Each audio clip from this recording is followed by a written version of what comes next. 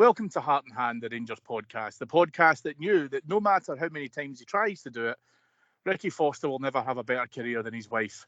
This week on Heart and Hand, 3 points, a bit miserable, but hey, a win's a win.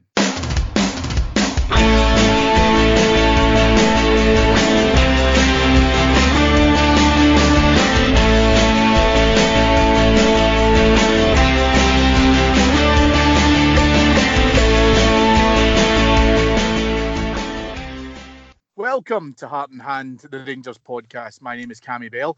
I am your host for this week, and joining me to discuss probably a slobber knocker, to use a wrestling term, up at Dingwall is the wonderfully talented Mr. James Forrest. Cammy, nice to speak to you. Hope you're well. Very well, my friend, very well. And to keep anger and seethe levels at maximum, the angry man himself, Mr. Ian Hogg. I've never had a slobber knocker in my life. Well, not that you'll be willing to admit to the wife, at least. Well, boys, we are here to talk about yesterday's 1-0 win over Ross County. Rangers going into the game. It's fair to say, Ian, on probably a fairly dismal run of form, and 3 points was needed, as it was against Hamilton and as it also was against Hearts. Yeah, run of form has been atrocious, let's face it. Lost to Hamilton, lost to Hearts, didn't score a goal against neither of the bottom teams in the league in those two games. Outplayed Braga away from home, dropped points to St Johnstone, played for half an hour against Braga, and so on and so on. We've dropped so many points in 2020. It's been a bloody odd year. And we've now got the players themselves basically admitting, either, be it post-Braga, perhaps unwittingly by Ryan Kent, and then bizarrely in print in his captain's notes that the team like being the underdog and they feel the pressure when the pressure's on in the league. Kind of odd stuff to say and to face up to, but it's there for all to see, Cammy. And yesterday against Ross County was really no different. And I'll say this now, right? On the Heart and Hand on the Patreon network, I hosted the post-match pod. I was scathing, I think, is probably underplaying it, but I was really scathing of the performance on what was a kind of ploughed field up in the Highlands. I watched the game back first thing this morning at 5:30. Would you believe there's no rest for the wicked? And I think I was a little bit scathing myself now, actually, Cammy. Performance wasn't good. The performance was tentative, it lacked confidence, etc. But the players did continually look for the ball, want the ball. Even the lesser spotted Alfredo Morelos, who I thought had an absolute shocker, had a hand in setting up the goals. So I must admit, that's what the post-match pod's all about, Cammy. You look at it and you look at it immediately. It's usually a mixture of seethe and or joy. But cold light a day, 3 points is 3 points, and I hope to God that gives him a little bit of confidence. James, there was a bit of a kind of shuffle around as was expected because Tav was unfit, so Matt Polster came in to replace him. I think that was pretty expected. Something which followed the Hamilton catastrophe was the manager's comments in his pre-match for this, which was pretty supportive of Connor Goldson, the Rangers. James, were you expected to see Goldson keep his place based on the manager's comments and the fact that he obviously sees him as trusted lieutenant, or was it a case that you thought maybe you would try something different? I wasn't surprised at all, Cammy, that Goldson started. I think it's telling the difference in comments that Steven Gerrard has from Connor Goldson making a mistake to someone like Nikola Katic making a mistake. You didn't hear the manager come out after the Hamilton game and say, I need Philip Helander back fit, sharpish.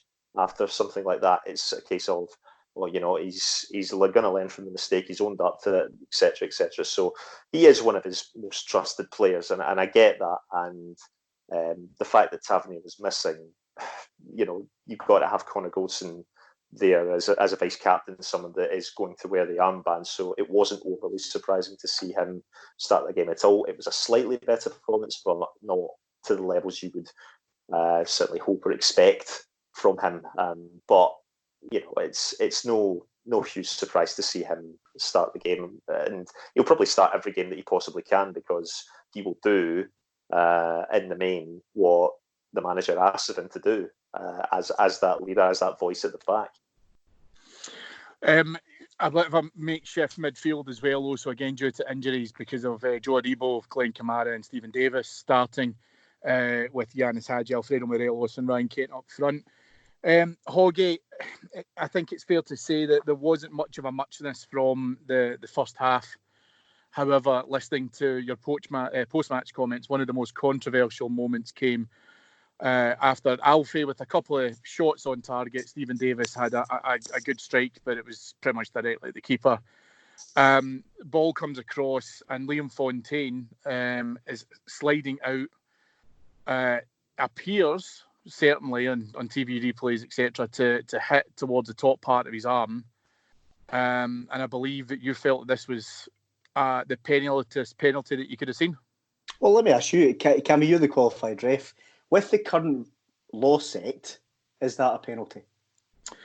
It is in the current law set, yeah. And that's, I think, a debate in terms of how valid that law could be, because you're a defender, you've presumably been in not dissimilar positions yourself. Oh, aye. But it's a pen. It absolutely is a pen under the current law. Of course it is, and you've got the... I think I was highly critical yesterday, and I'll continue to be critical, Cammy, because we weren't great yesterday. We weren't even good, but we huffed and puffed and we ground out a result. We got there in the end. I will take those 3 points every single day of the week. And yesterday, it did feel a bit raw. It did feel a bit, fuck, not this shite again. Basically, that's how I was feeling. But cold light of day, 3 points is 3 points. We were poor, we were wasteful, we were occasionally in the second half really poor at the back, and I felt that they had some of the best chances. However, for me, there's 2 points with the referee. Joe Aribo takes an elbow flush in the face, and nothing really happens. It's a bad one, the guy's absolutely leading with the elbow, and Aribo needs treatment and stem some blood flow. Liam Fontaine, who had already been booked for felling the marauding Matt Polster, his missus must have been loving that. His missus and his 800 relatives in the crowd. And I guess I was a wee bit dismayed that Liam Fontaine gets booked so early doors and we don't really go at him again. However, Polster does really well to keep the ball in, flashes it across the goal. Liam Fontaine's sliding, and I get it, his arm's on the ground, but it's outstretched on the ground, and it bounces off it. It's a penalty as clear as day. And the linesman doesn't give it, who's looking straight at it. The referee doesn't give it, who's looking right at it. It was only last week or the week before we didn't get a decision because it was too fucking windy. And, I'm fully expecting now, not that I've watched it and I won't watch it, but I'm fully expecting Michael Stewart to come away with some biometric shite on Sports Scene. It's a penalty every single day. I'm with you. As a defender to trade, I think that's a wee bit involuntary because you're sliding in, right? It is an accident. But the laws are the laws. We can't we can't and shouldn't simply just say, well, it's a law against anyone else, but not if it's against Rangers and it happens to be raining and a bit windy. Well, you've got to remember, though, Ian, as well, that these are all very good points. We already have had a penalty claim turned down because of weather conditions, which appears to be a law in the rulebook, which is only applicable to Rangers. However, this could potentially be a moot point because even if we did get the penalty, we likely wouldn't score it regardless. James, halftime comes and goes, and I think, as Ian was mentioning there, probably not much of a muchness in terms of the first half. We are kind of thinking to ourselves, we've seen this movie before, and probably by this stage, the best chance of the game comes to Ross County. When Joe Aribo is caught in possession, he's got no idea that the Ross County player is coming in steals the ball off him. Billy Mackay then unleashes a shot straight at Alan McGregor, which I'm doing McGregor a bit of a disservice. It was a fantastic save. However, if there was anything that was going to feel like deja vu, it was seeing a chance like that. And now you're thinking, yeah, we're going to be lucky if we don't concede here. This is a bad habit that we're getting into now, where we have a first half where we don't score and we don't react at all well in the second half at the start. And we've conceded goals around about that period of time, and Ross County had the opportunity, and you just think, yeah, here we go again. This is exactly what's happened in the last two games. Whereas on this occasion, McGregor pulls off an excellent save. Really, I'm not quite sure what Joe Aribo's thinking at that point. There's no talking as well. There's no communication to him. There's not even a simple man on in that scenario. But he still should be doing better in that situation, I think. But yeah, kudos to Alan McGregor, because if that goes in, we've said Tonto squared them here a lot of times before, trademark Ian Hogg, but I think it really would have got to that point, because had that gone in, given the recent muscle memory of these kind of games, you just thought, nah, we're not going to win this game again, and it would have been an absolute sickener. County continue with this onslaught with another opportunity, which is pretty much laid in a plate for Ross Stewart. Makes the wrong decision in terms of hitting the ball first time, which is difficult when you're basically playing on a field full of mud. And his shot goes over the bar, and also, in fact, over the stand. Another great save from Alan McGregor keeps it at 0-0.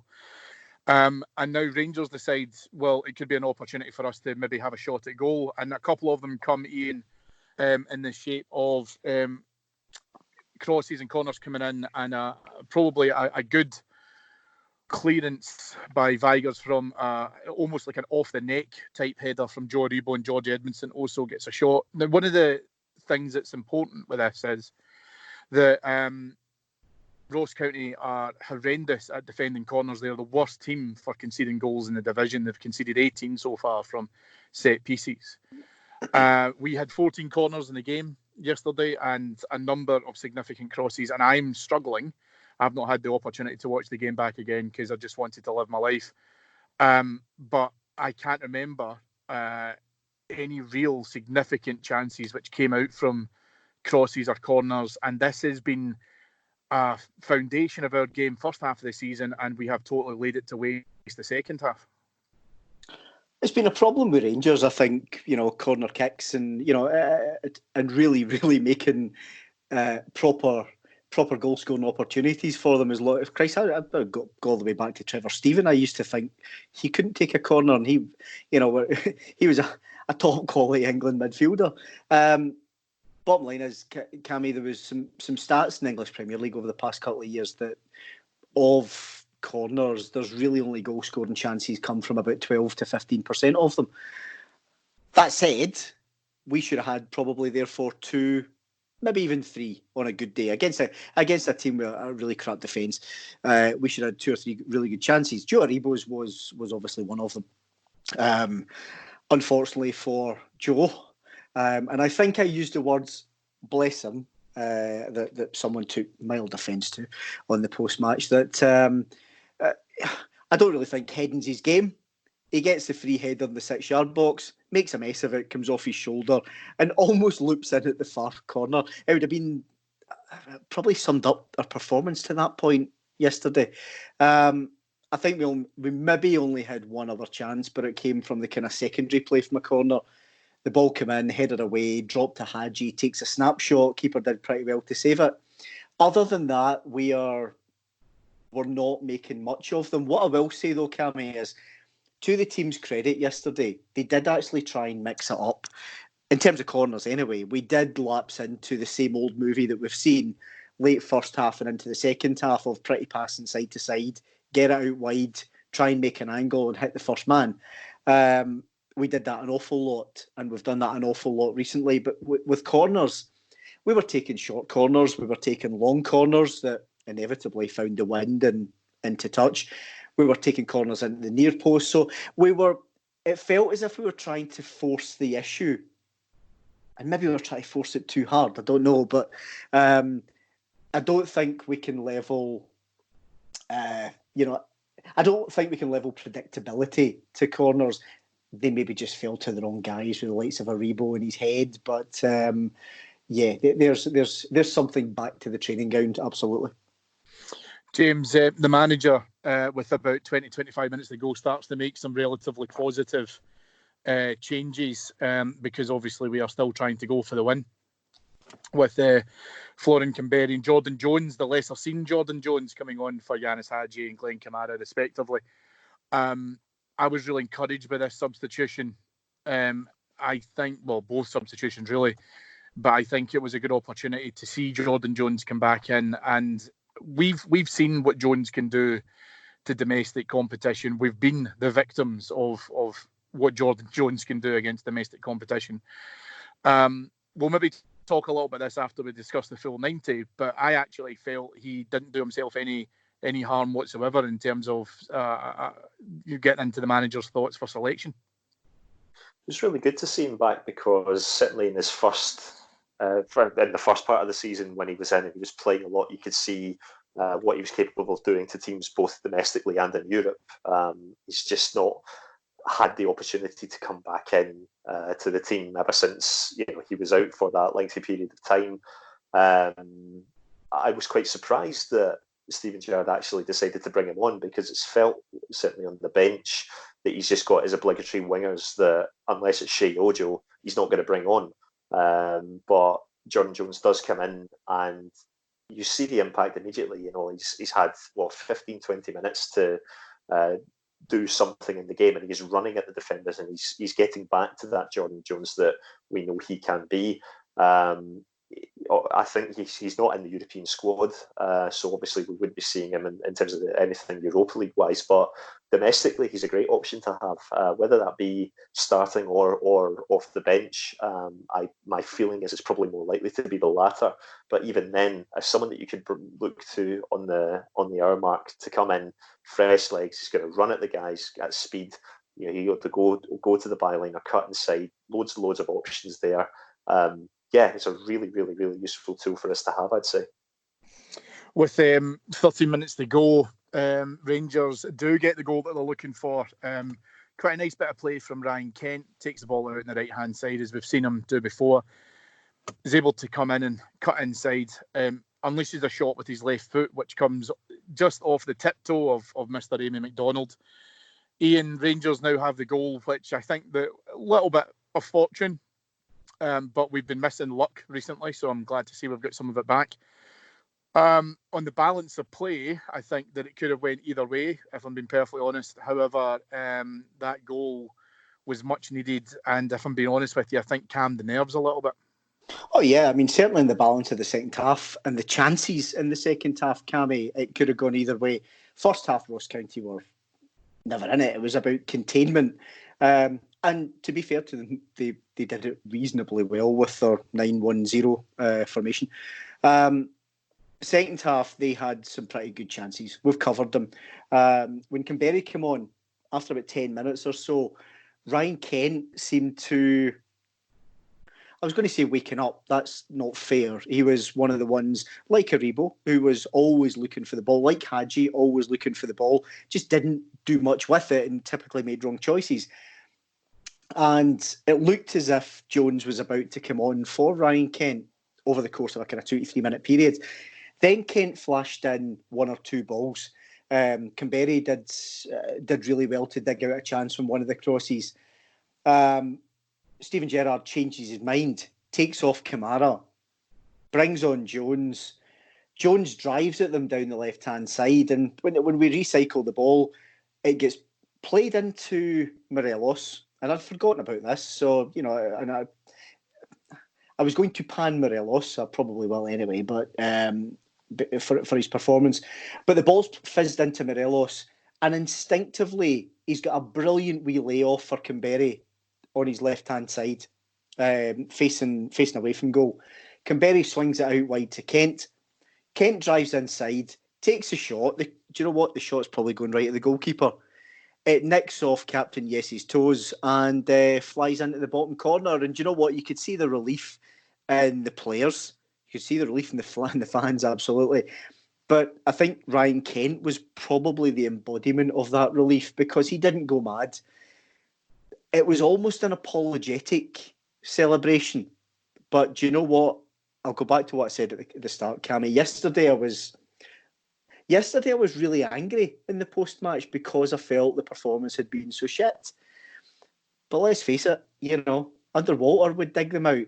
Under Souness would dig them out. Under Walter, first time round would dig them out. Under Advocat, in the first half of his season, you'd dig them out. It's a win. It's 3 points. We will take that every single day of the week.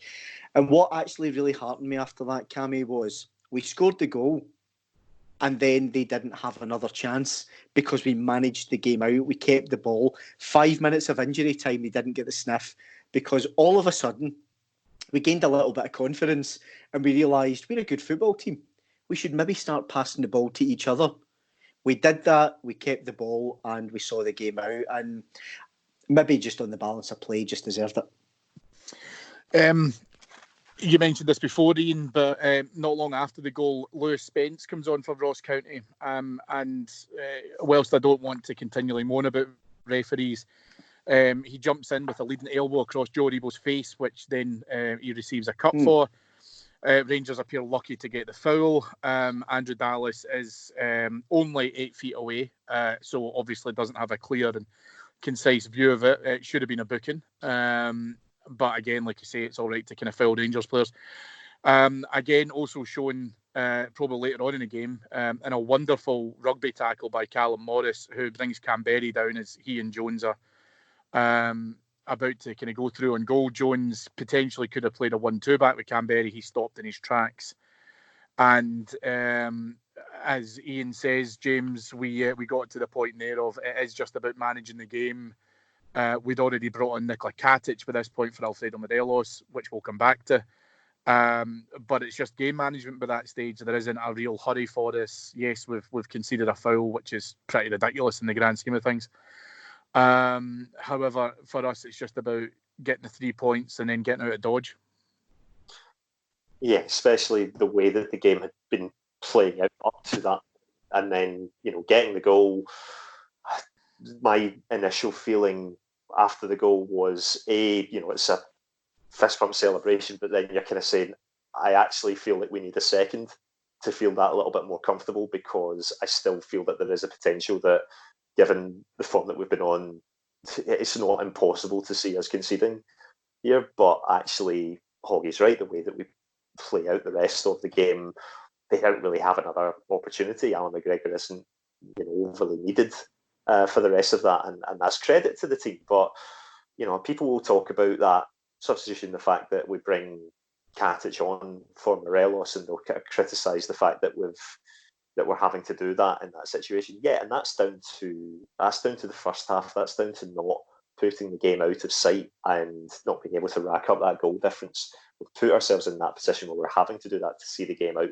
But the thing I'm happy with is the fact that we did see the game out and we did get that win, because sometimes when you're in these kind of ruts of form, it will often take a cagey 1-0 win where it takes a deflection to go into the net for you to get out of that rut. It's unlikely you're going to come back to form with a superb display where you're scoring 4 or 5 goals or anything like that. So see out the game, get the win, get that feel-good feeling back, because it's a big week coming up for us, a lot of big games, and the last thing we needed was to drop even more points going into that. Yeah, no, absolutely. And I think, so Ian, I'm interested because I think I probably went through a little bit of the kind of same process you have in terms of watching that yesterday, probably getting a bit pissed off with a kind of real lack of quality. But to give you a little bit of a kind of compare and contrast, the last time we went up to Ross County last year, earlier on this season, we absolutely turned them over 4-0. I think that County have been relatively well coached by Stuart Kettlewell and Stephen Ferguson, despite looking like the two guys from Burniston. They do have an exceptionally well-groomed team, I will say that. Kettlewell himself looks like as if he's trying to audition for a Bond villain. Liam Fontaine has an upside-down head. Ricky Foster is Ricky Foster. However, it's a tough ground. It's a tough, and I mean that in all honesty in terms of the actual physical playing surface. But it's not an easy tie to get to. So I suppose my thought process now, having maybe simmered a little bit in terms of where we're at, is a tough 3 points. We're not in form. We're not anywhere near producing consistent performances. But I think you just have to be happy we've been able to get up there and be able to turn it around, because there's plenty of opportunities where we mentioned that Ross County could have taken the lead. And I do not think for a single minute, had Ross County been able to convert one of those chances, we're scoring 2 goals to get the 3 points. No, and it's back to confidence. It's back to confidence in each other. It's back to confidence in the ball. Do you know, I genuinely don't think it's an overarching mentality thing that I've seen, levelled. Otherwise, because if it's pure mentality, then after an hour, Rangers don't click into gear and go after Braga like basically a tramp with chips. And we did. We don't go to Braga. If we have lost our mentality completely, we don't go to Braga and put in that performance that we put in out there, which was a magnificent show of basically balls and steel. We've got a confidence issue domestically. I'm pretty sure we're going to drop that confidence issue against Bayer Leverkusen. I'm pretty sure we'll drop it against Celtic. I've got, of course, the underlying fear at the back of my mind. And then, of course, away in Germany, should that game go ahead, incidentally. And then we're back to league business against St Mirren. It's absolutely a confidence thing. Players are not acting instinctively when we're playing domestically. And you see that with, you've got all the players who want the ball. They are not shy. They want the ball. Hadji, Aribo, Stephen Davis, Kent, Stephen Morelos was shown for the ball. He wasn't doing bags else, but he was shown for the ball. Camberry, when he came on, was fine. Edmondson was happy to take it. They're just all wanting to take that extra 1 or 2 touches that when their confidence is high and their confidence is flying, they don't need. They play instinctively. Ryan Kent at Parkhead, finish, for example. The game away against Braga, and he's finished when he's through and goal. That's what we need to get back and try and harness. And I hope that these 3 points prove to them that last 10, 15 minutes, Rangers are a damn good football side. And Rangers have got damn good players. And we proved that in the first half of the season. Beyond a shadow of a doubt, 50 points out of 57 in the first half of the season. Qualified out the Europa League stage after playing 462 qualifiers. They proved they're a good side. Hopefully that last 15 to 18 minutes yesterday shows them that they can do it. Because like I say, I was fully expecting after we score it would be Charge of the Cavalry from Ross County. And it never came because we just simply did not allow it. One other point to make, Cammy. Liam Fontaine with his upside down head. We should tell the listeners of Colin McMillan's theory to baldness. This is Colin McMillan, folks, who regular podder. Colin, who's going bald and with a very high hairline that seems to be receding up the sides, but tells us he's got a thick head of hair and simply combs it over. I think it's coming over from his beard, incidentally. You lose your hair from toweling your hair too much, from drying your hair. And he told us that was Liam Fontaine all over. Liam Fontaine chooses to shave his head. He's a quite a regular in Livingston, and he seems to be going through a kind of Michael Stipe REM moment at the minute. Well, I'll definitely say that there's quite some significant grooming going on at Ross County, and I don't mean grooming in the Celtic sense. I mean, an actual taking care of yourself and wanting to be able to try and look good.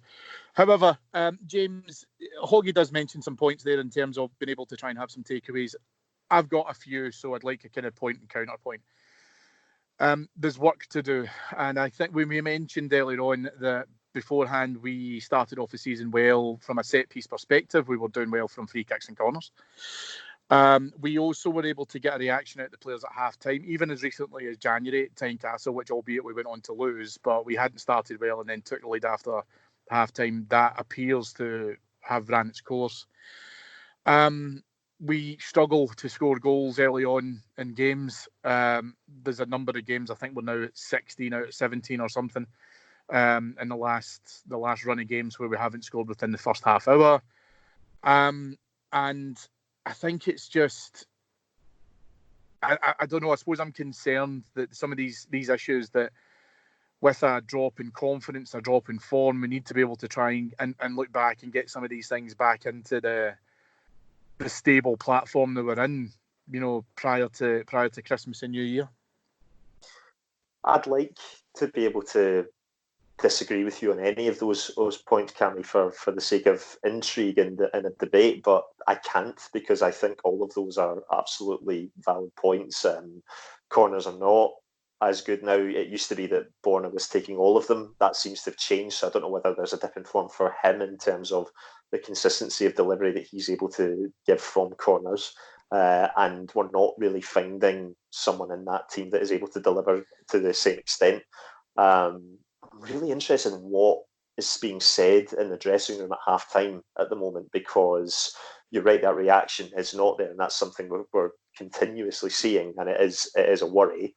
I think we just need guys that have a bit of bite about them, a bit of gall, like a Jordan Jones, and I think that's why it's so positive to see him back in there, because you know that he's someone that would go into the team. He's got that swagger, he's got that arrogance that is possibly missing from this team right now. You hear comments about guys saying, "Oh, we're a bit, it's a bit tougher when we're the team that aren't the underdog, etc."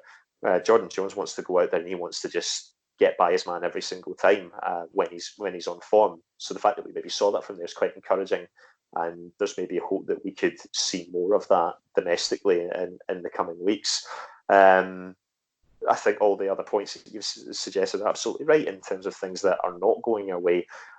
But at the same time, I have a real confidence that the games we're going into next, we will see that again, because they're bigger occasions. And I think this team, they like to step up to the bigger occasions. It's these kind of games against Hearts, against Hamilton, against Ross County, where it's maybe harder to actually lift yourselves for. That seems to be where the issue lies. Well, yeah, very true. And we'll come on to Leverkusen in Thursday's game in just a moment. But it's not possible for us to be able to try and continue unless we have, a really serious conversation about Alfredo Morelos. Watching the game yesterday, I was getting more and more frustrated at where I feel Morelos is struggling at the moment. I deliberately didn't mention it because I wanted to bring it into this conversation. He went off for Nikola Katic in 89 minutes and went off and quite visibly was not welcomed by any of the coaching staff. There was none of that, the handshakes, the slaps and all that, the kind of high fives and what have you. He literally went in and just kept himself to himself. Ian, I don't want to criticise him because we are not where we are without Alfredo Morelos in the first half of the season. We are not playing Bayer Leverkusen without Alfredo Morelos.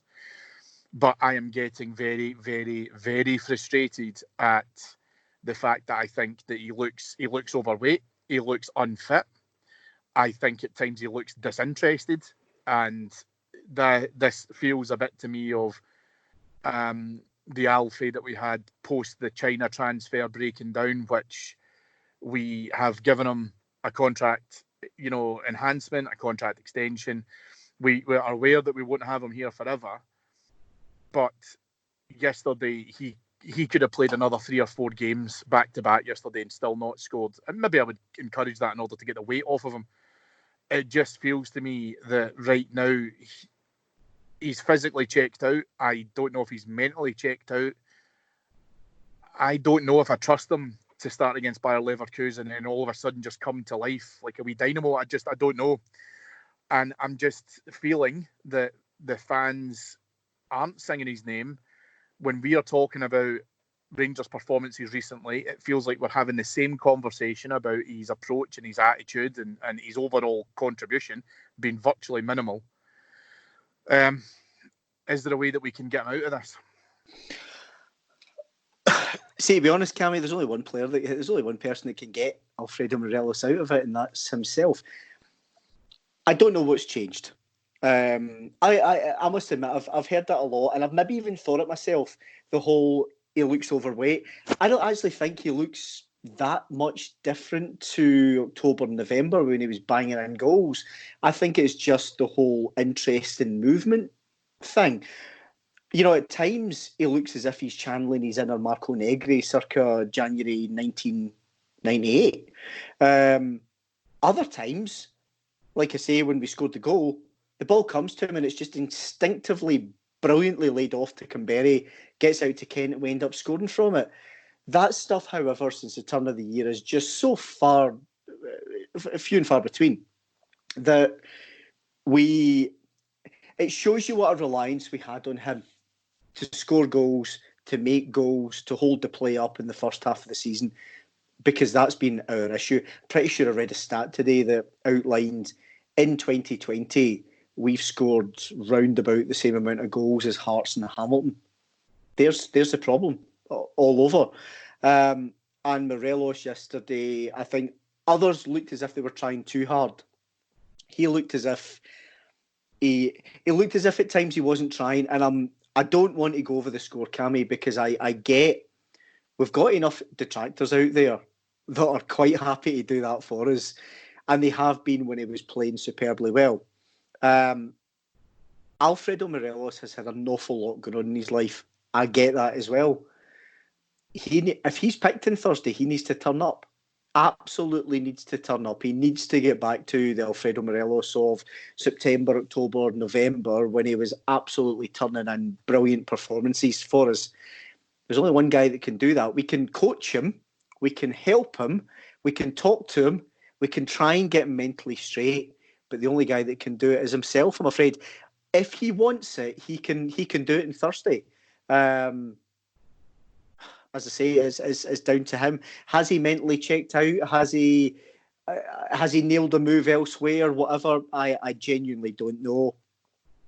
I'll tell you this, Cammy. I want him to play. You and I are standing together on Thursday. I want him to play, and I want him to stick in a hat trick, and I want him to be absolutely loving the guy again.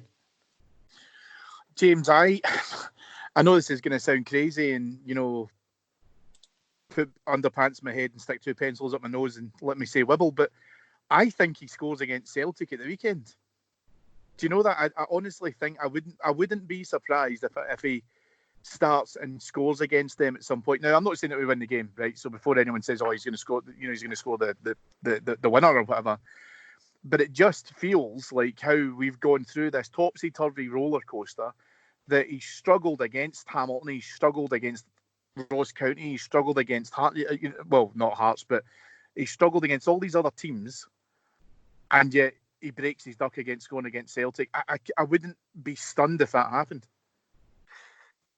Well, the reversal has happened a few times before, where he scored quite a few goals in the build-up to an Old Firm game, and then the Old Firm game arrives and he's not able to find the net. So I can see why that thought comes to mind. Listen, in all likelihood, this is the last chance he's got to score an Old Firm goal at Ibrox. So, it's really, now is the time to do it, because I think the chances of him being here beyond the summer are not high, because I think he will be due that big move that he deserves for what he's done for us over the time that he's been here. We all desperately want that to happen. Nothing more than for him to score the winning goal in an Old Firm game at Ibrox. It would be the best thing ever. But I think in order for that to happen, he has to put in a much better performance against Leverkusen. Not necessarily score, but there is a lot more to Alfredo Morelos' game than just scoring goals. He's very good in terms of the link-up play, and if he can get back to showing a bit more of that spark on Thursday night, then I think the chances of that happening on the Sunday, they certainly improve.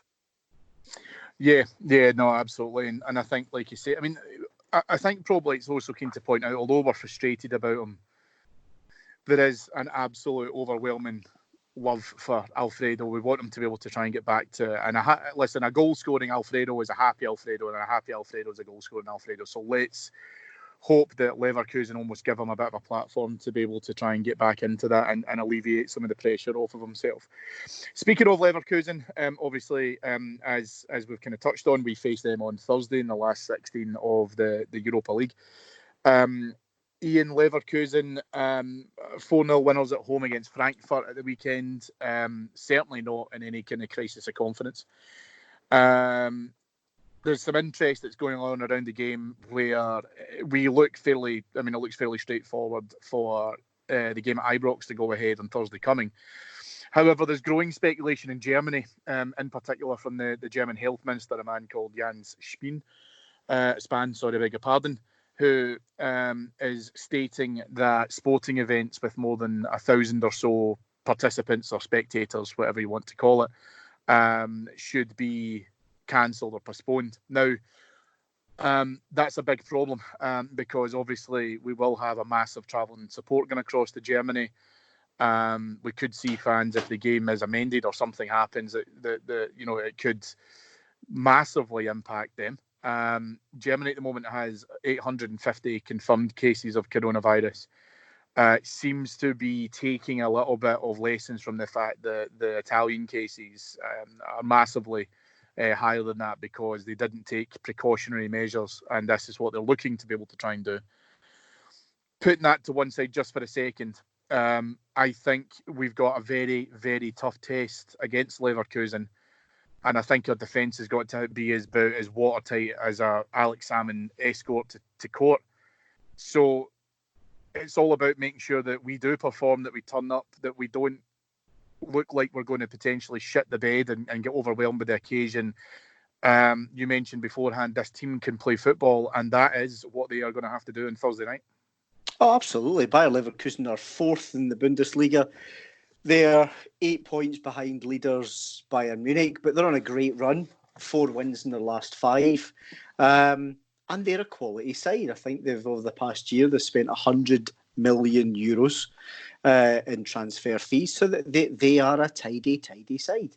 But they're going to come out and they're going to come at us, probably in the same way as Braga did at Ibrox. Have a lot of the ball and try and get an early away goal or 2. So we need to, as you say, not shit the bed. We need to defend resolutely. We need to be brave in the ball. We need to play our game, our passing game, look for the counter-attack, look for the gaps, play it into the channels, get Hagi on the ball, get Morelos or Canberry running, and get Kent running at them. That's what we're going to have to do. I think a lot of the game and a lot of the way that we're going to set up probably hinges on 2 of the 3 key injury doubts. We've got Tav, Ryan Jack, and Jermaine Defoe, all as real doubts. I think Defoe is maybe already out. I can't remember. But Tav and Ryan Jack would start if they're fit. So pray to the gods of healing, Cammy, that between now and Thursday they're going to be all right. I mean, in terms of then, you touched on the coronavirus, and at the risk of going all anti-Rangers daft for a wee second, the coronavirus is clearly, the World Health Organization isn't making this shit up. And I see lots of stuff like, yeah, but millions of folk get the flu. Yeah, loads of people, more people die from the flu than coronavirus. 0.08% of people that get the flu in the world die. 3.8% of people that get the coronavirus die. And it's on a massive upward trajectory. Last night to today in Spain, the 8th to the 9th of March, the number of cases doubled, the number of deaths more than doubled. So that kind of tells you the upward trajectory that's out there. And that's confirmed cases. That's without getting into who's carrying it, who's whatever. The UK government and the Scottish government are actively planning on 50% of people getting the coronavirus. That's not a scare tactic. That's a nailed on fact. 50% of people, and the worst case they're planning for is 80%. And therefore, I'm fully expecting we get to a stage whereby games in the UK are played behind closed doors or cancelled. And we're seeing that in Italy just now. We started to see that in France just today. Wednesday night's game, Paris Saint-Germain against Borussia Dortmund, will be played behind closed doors, 48 hours notice. I absolutely accept it is holy pish for the fans that are booked up to go, and incidentally, they should be compensated. How? I've no idea, Cammy, right? Be it some kind of wider insurance scheme, whatever. UEFA isn't a fucking, they're not paupers, put it that way. And it's the fans are the lifeblood of the game. So folk who have booked up can prove it and all the rest of it. If it's taken away from them, they should be compensated for their travel arrangements. That's not just Rangers, that's every single club in the last 16 of the Europa League and or the Champions League. But, I see plenty of stuff around, what about the flu? What about this? What about that? Fact of the matter is, if the UK is actively planning, Cammy, on 50% of people getting it and putting plans in place because of that, it shows you they are shitting themselves.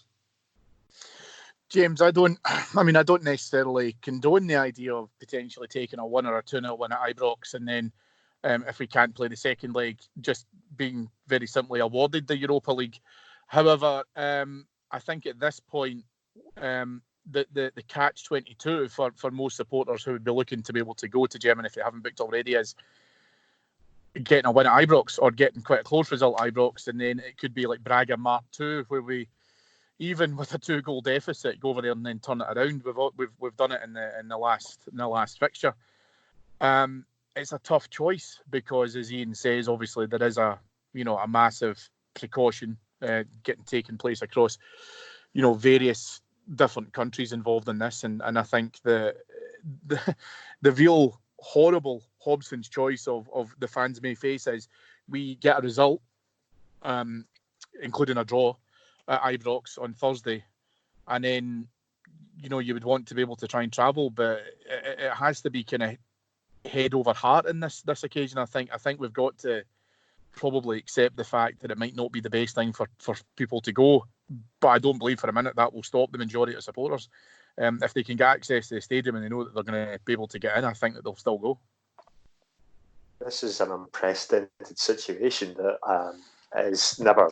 Yeah, I've certainly never known anything like this before in terms of so many sporting events being postponed. I seriously think that the Euros in the summer could be in serious jeopardy.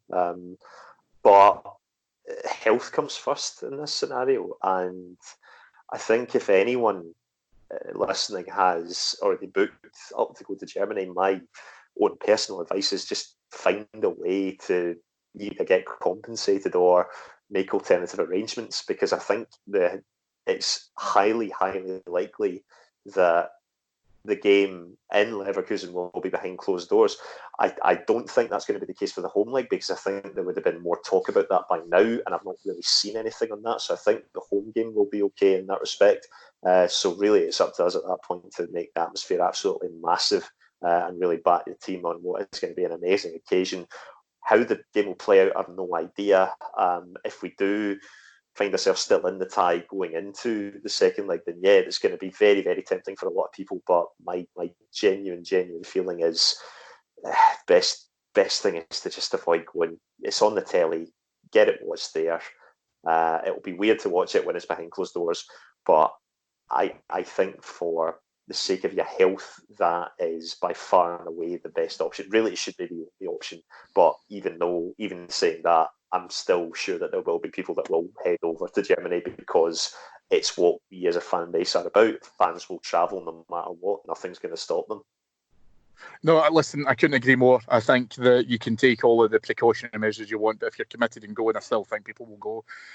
What we'd also say as well, just a piece of advice, is obviously monitor the situation very, very closely. You don't, want to be able to try and go over there and then find out unexpectedly it's behind closed doors. I think what you'll start seeing now is events being cancelled or put behind closed doors with as much notice as they possibly can. So if you are planning on go over, if you're already booked to go over, please just make sure you keep right across the situation as well, because these trips, James and I have already done one so far this season as well. They're not cheap. They do take time out of your schedule in terms of taking holidays off work and what have you.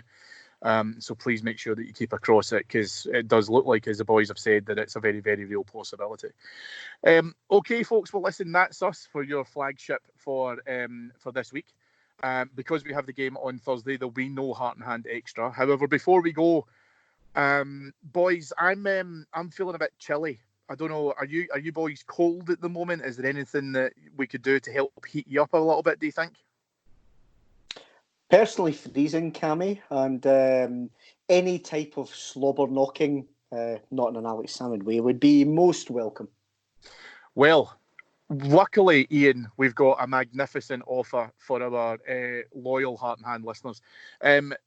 Regular listeners will know we are big fans of shipping off some tat. However, on the odd occasion, we do make an exception to go in for absolute quality. And we have teamed up with the famous, who most people will know from Twitter, from social media, but more importantly, from the magnificent items of clothing that they produce, such as hearts, scarves. They're now doing snoods. Snoods are making a comeback, so they're jumping onto that train. And we've already had a couple of exclusive Heart and Hand scarves already being made.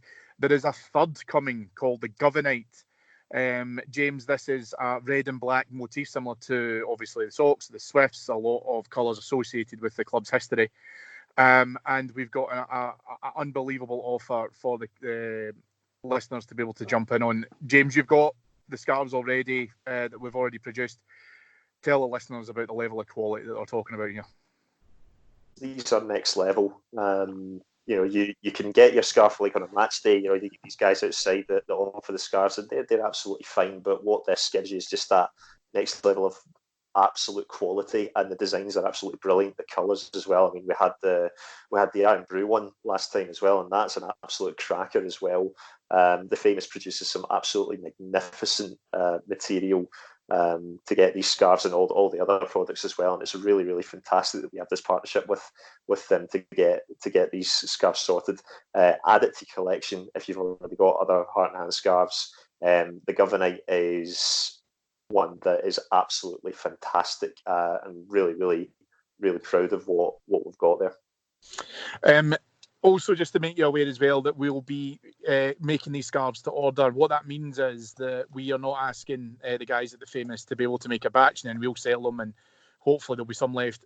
If we get 120 orders, we will make 120 scarves, and once they're done, they're done. They won't go from there. However, the cut-off is happening very, very soon, so please go on to our shop on our website at heartandhand.co.uk. If you click on shop, you'll be able to see it in there in terms of scarves. Have a wee look at it, check out, and if you fancy it, and go for it. Because at time of recording, I'm looking out the window and it is absolutely pouring it down. So don't be fooled by the fact that summer is potentially around the corner. There is definitely some more colder nights ahead of us. The last thing for me to do is to thank your executive producers in London, Mr. Mike Lee, Mr. Paul Myers, but more importantly, my guests for this week, the ever wonderful Mr. James Forrest. Thank you, Cammy.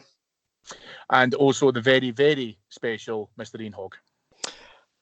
I hope our team turns up on Thursday night, Cammy, and I hope to be cuddling you as ever. Excellent. Thank you for that. That's the bonus. That's what everybody wants, is to see Hoggy and Cammy have a wee cuddle. Yes, absolutely. Ian's totally right. Let's hopefully get a result against Leverkusen on Thursday. Go along and cheer the team on, etc. And we hope you have a great rest of your week, Bears. Enjoy yourselves, and hopefully see you on Thursday night.